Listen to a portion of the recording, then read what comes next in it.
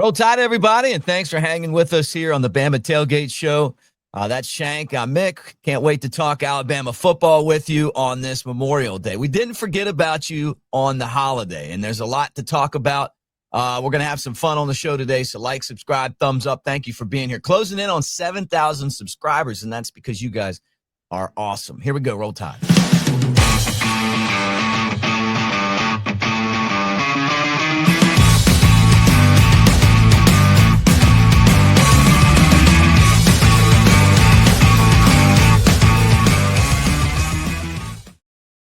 All right, Roll Tide. There's Alphonse Taylor. We know him as Shank. I'm Mick Gillespie.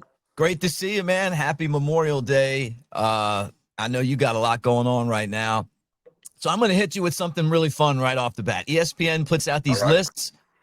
Best college football coaches 2025. I guess the real question is, right off the bat, where would you rank Coach Kalen DeBoer on the Shank list? Oh, we're coming out hot. Okay. Oh man. I mean, last season he had the season I thought he'd have coming into a new program, especially a place like the SEC. I would like to reiterate, everybody called me crazy for predicting that record, but we're gonna hold I told you so's for later.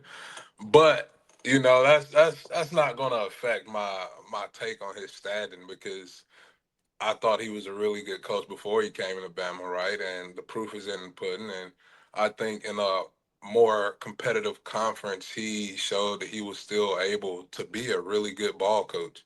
Now, obviously, there's some stuff we want to see cleaned up, but I gotta put my boy DeBoer up there, top five. We're going top five.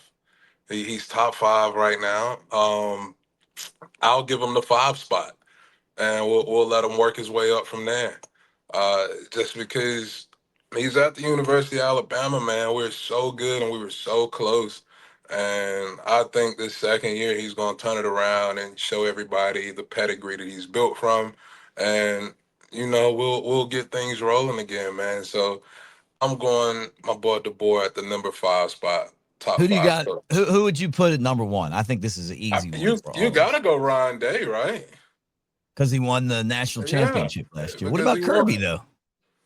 What about him? You put him If too? he got to go too. I Okay. mean, he's done his thing. He's absolutely done his thing. But if we're talking going into the 2025 season, I'm going recency bias here, man. My boy Ryan Day just had an immaculate season with Ohio State. I can't knock it. I can't knock it at all. You got to give him his flowers. He did a hell of a job.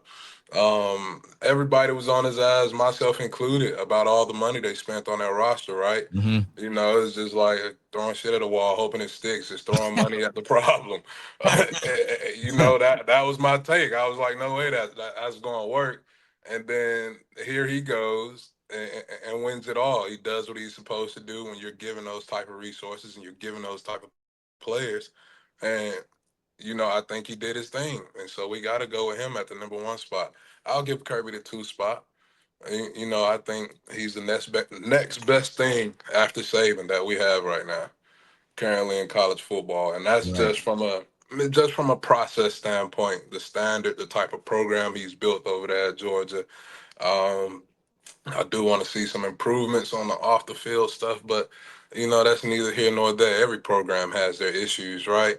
Yeah. And so we're not here to point fingers at anybody, but I think Kirby has absolutely done a hell of a job at Georgia, and I think he'll continue to do so. And so I think we'll see a resurgence from him this season as well. But I think DeBoer's up there with great company though in that five spot. Yeah. Yeah. I You mean, know, where do you got Dabo at? oh man, he's not top five for me right now, man. My fear with Dabo is that he don't want to adapt, man. You got to adapt to the change of game. He's trying to fight the NIL deal and hey man, money talk, bullshit walk. These kids want their bread, dog. So you either gonna pay them or you gonna be a middle of the road team out the Yeah. Right. SEC, dog. So, and that's just simple facts.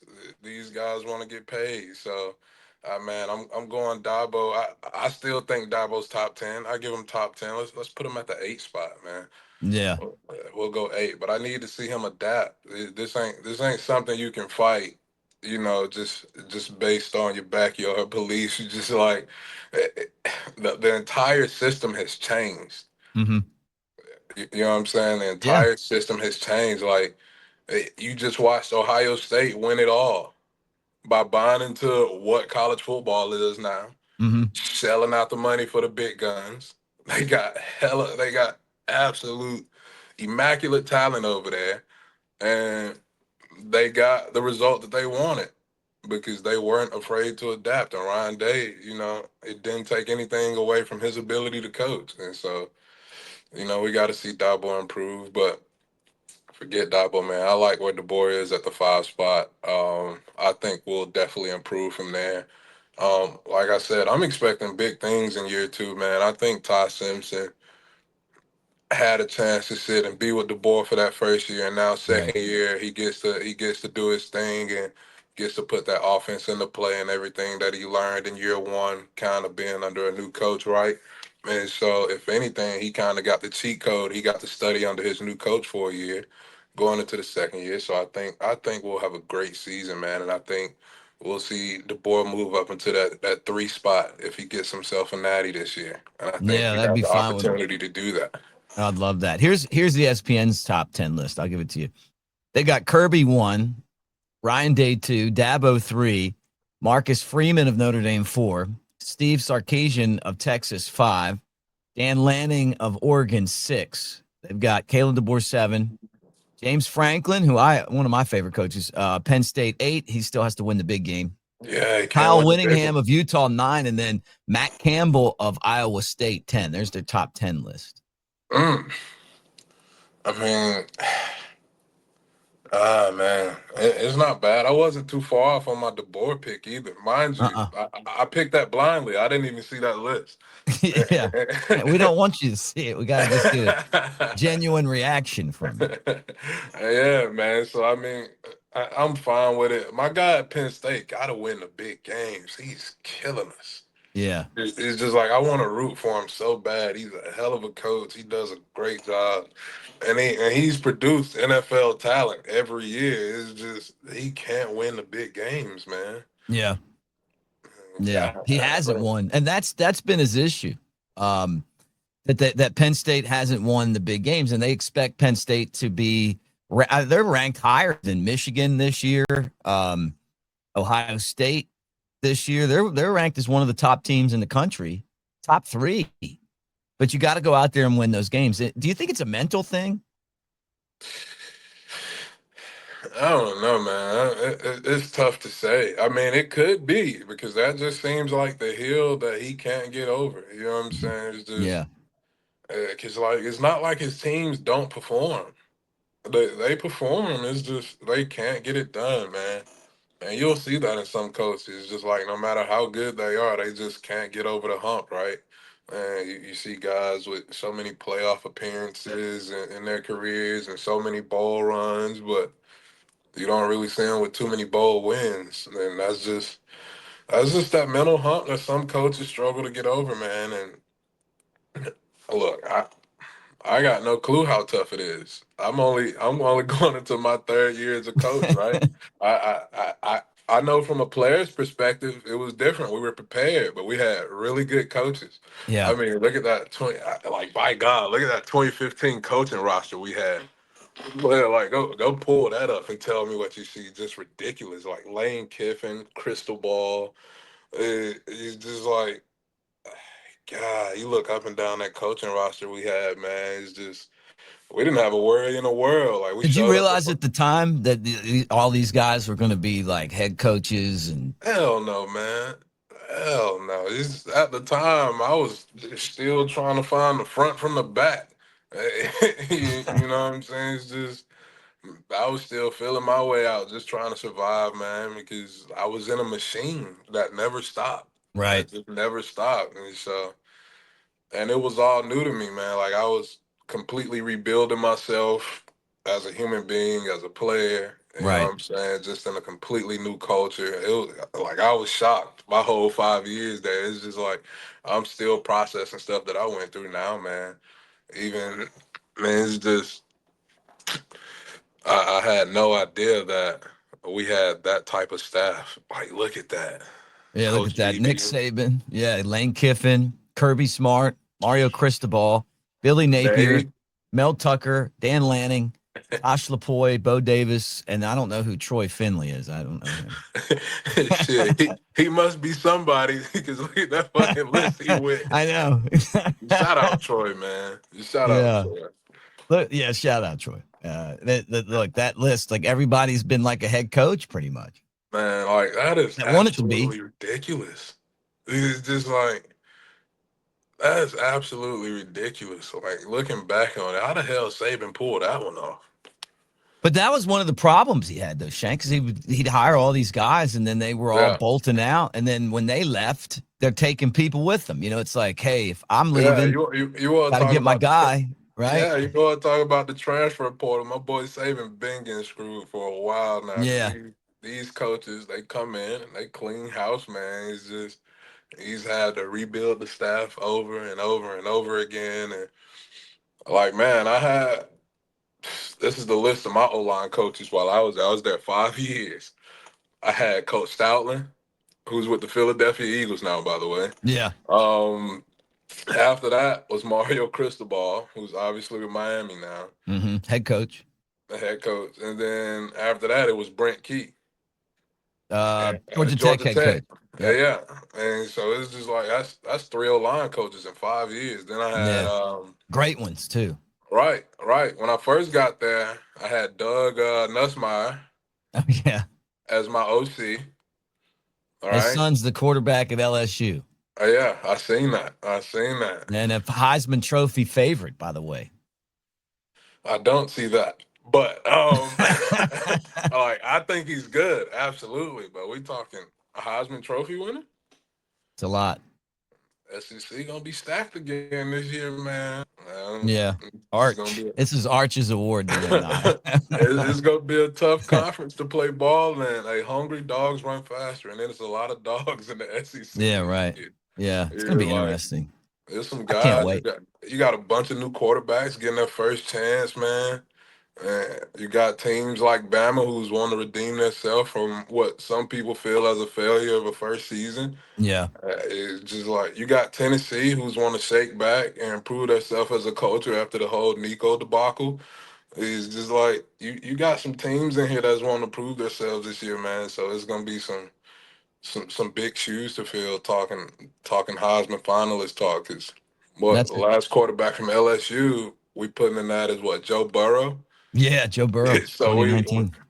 yeah. So and we seen what he was doing now, and so that's what he One gonna of have the to great show me, man. turnarounds too. Did you ever think that after watching Joe Burrow, uh, the year before, that he was going to come back and have like the year he had, the 2018 Joe Burrow compared to the 2019 Joe Burrow? That's got to be one of the biggest jumps I can ever remember someone making.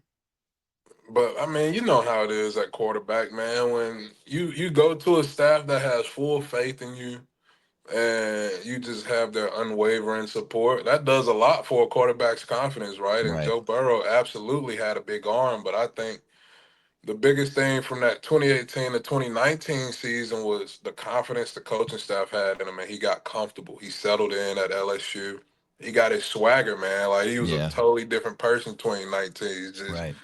you know what I'm saying? He stepped on the field, sauced out, he swagged out, he moving different. He's just Yeah. like he hanging his nuts on people. He's just like like Big Dick Joe in the building, everybody. Like that's the way he was moving around, man. It's just like, God damn, that boy feeling himself.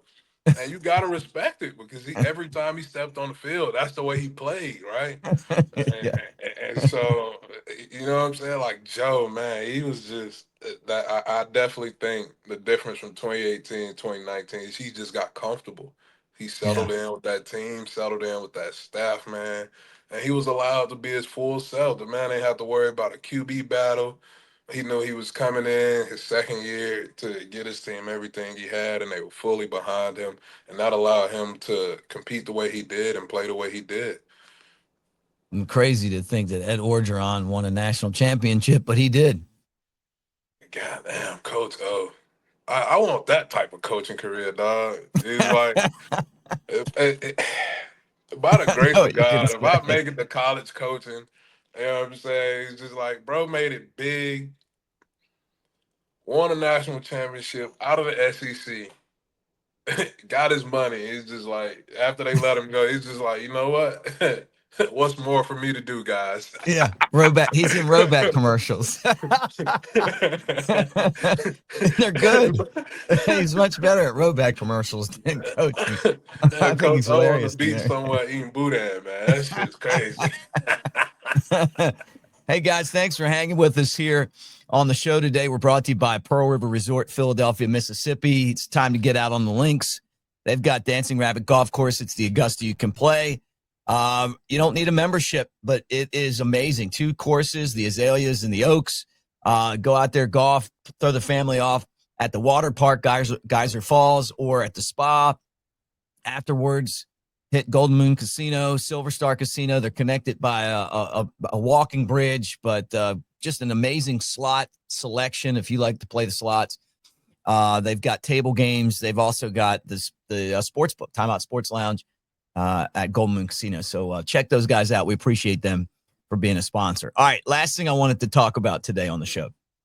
Get your take on this. One of my all-time favorite Alabama players is DeMeco Ryans.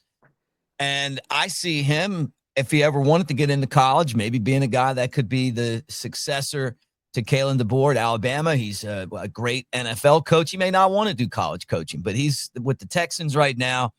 He was a great coordinator with the 49ers, and now he is going into the Cotton Bowl Hall of Fame with Bo Jackson. Now, I was asking you before the show, which really shows my age, but I'm like, hey, do you remember the 06 Cotton Bowl? I knew you were a little kid back then, but I asked you anyway. I was there. It was a fantastic trip. It was one of my all-time favorite bowl games. Bama took on Mike Leach at Texas Tech, and they slowed down that offense long enough to win. I think it was like 13-7 was the final, but DeMeco was a machine that game. And then now being the head coach of the Texans, probably didn't hurt for him getting into the Cotton Bowl Hall of Fame. Cotton Bowl, let me start with this before we talk about DeMeco Ryans. I ranked the Cotton Bowl. Now, I don't know about the new Cotton Bowl, but I'm just saying like the tradition of the Cotton Bowl. I saw the game I went to was at the old place, the fairgrounds. I think that the Cotton Bowl to me is my number one bowl game. And it's just because the reason why is I feel like the Rose Bowl it's too, hey, it's the Big Ten against the old Pac-12, right? Like the SEC hadn't really been in there a lot. We did beat Texas there in the national championship game. We lost to Michigan there a couple years ago. But, I mean, we're just not involved in it enough for me to say, hey, that's the best one. And I love the Sugar Bowl too. So it's a pretty close race. But there's just something cool about the Cotton Bowl. I don't know why. What about you? And you don't even have to pick those. What are your all-time favorite bowl games? Like if you're just like ranking them. The SEC championship game. if we being honest, I consider that a bowl game. We went a few times. We got 4 of them. Yeah. In my time there, and just so you have 4 of those rings. Yeah. So are those? Or would you consider those rings? Just the aesthetics of the ring. Are those rings better than the national championship rings? Or it just depends on what crowd you're talking to, man. Because I feel like they go hand in hand, honestly, because we know how tough the SEC is, how tough it's always been. So all roads lead through the SEC, right? Right. So, to have 4 SEC championships and 2 national championships is kind of a testament of how good our teams were, and just how we were the standard for so long. But it just depends on who you ask, man. Like you'll get some history buffs who are super into the SEC and who value those rings over the national championship rings, and you get some people who don't respect the national championship just because of the selection process, and they feel like some people got snubbed, so nobody ever really knows. Right. You know what I mean? But me personally, I think the SECs for me, just because you can go back and look at how tough a lot of those games were, how good those teams were that we played out of the SEC.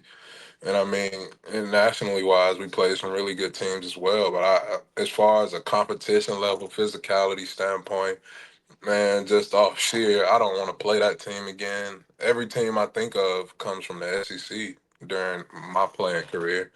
Because I think that 2015 SEC championship game against Florida, it's just like Jesus. They were like some heat-seeking missiles across the field on defense, like from D line all the way back to the safeties. They were just nasty and physical. And then we play a team like Michigan State, and it's just like, damn, Derrick Henry just made a DN do a cartwheel with a stiff arm. You Yeah, yeah, right. know what I'm saying? So the level of competition is different, man. And like I said, it just depends on who you ask. It just depends on who you ask. But I feel like in Alabama, that they're equally applauded, right? Because everybody knows how tough it is. Everybody knows it's not an easy thing to do to play for Saban or play for the university at all. And so it's all respected in its own right at the end of the day. We need to do a show where you go get your rings and then you pull them out and we just talk about them, like what you remember about that season or whatever. That maybe later on this season we'll do a Shank ring show, because I guarantee you got at least, you have to have close to 10. I think I got 9. 9. See, I'm look at me, man. Yeah, I got 9 in all, man. I don't have them all with me. I've actually gifted some to people, like my adopted granddad. I actually gifted him a ring. Really? Yeah, just because everything they did for me, man. Like anytime I needed anything in college, they lived up North Alabama, a little city called Holly Pond, Alabama, north of Mm-hmm. Coleman. And they drive down, they take care of me, man. Um, I just remember they still tell stories of like all the loads of laundry that I used to pile into the back of that car to take back up with me when Golly. I'd go up for the summer times or go up for breaks, man. It's just they did so much for me, and you know what I'm saying? Like I just feel like they were so much a part of my journey. Man, he was a huge Bama fan, and I felt like he deserved that honor. So I gifted him one of my rings, man, just for him to have. That's awesome. What a great story. That, and I know for him, that's got to be like a treasure. You know, it's not just it's not just the material part of it. It's the fact that you gave him a championship ring. Those rings, I mean, I have a couple myself. Like they're prized possessions. I mean, Yeah. because it's not just, you know, like my Cubs ring. I mean, I've been a Cubs fan my whole life. You know, like to get a World Series ring is like, man, I never thought I would, but then to get that one, you know, like I didn't even play. I mean, you were out on the field for you know some of these, so pretty awesome stuff. Well, look, we'll be back later this week, and you got a big vacation coming up. So, but the thing I love about Shank is he's not going to let you guys down. We're still going to have some shows for you guys right here. We in here, guys. We're here. So, like, subscribe, thumbs up. Have a great Memorial Day. Hey, the last thing I want to say though about Memorial Day is this: 20 years ago. On May the 10th, I lost one of my best friends. Knew him from Alabama. We watched 9/11 happen together, and he had a cheesesteak restaurant right there across from the gas station on the strip. He's from Philly. You know, me being from Baltimore, you know, we got to Alabama. We were like fast friends, and we watched 9/11, and he gave up the cheesesteak place, which he named a sandwich after me, the Gillespie, which, by the way, was a delicious chicken Philly with everything but the kitchen sink. And I remember being in class, or, you know, people coming up to me and being like, hey, is that sandwich named after you? Yeah. I was like, yeah, it was. It is, you know. But anyway, you know, he gave his life in service of our country.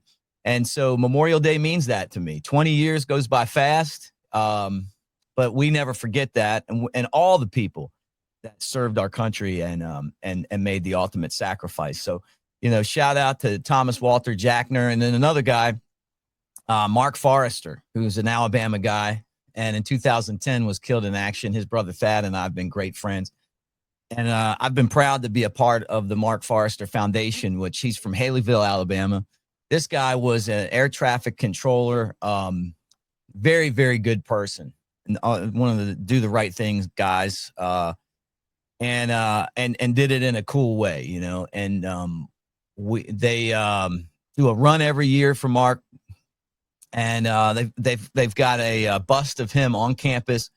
One of the coolest things, though, is that you go back and you look at some of the pictures of Mark in battle, and he's got his full, gear on with an Alabama hat. That's how much he loved Alabama. So thinking about those guys, but thinking about everybody that gave us our freedom on this Memorial Day. God bless them. God bless America. And Shank and I will be back later this week. So thank you guys. And again, from the bottom of our heart, roll Tide. Love saying that.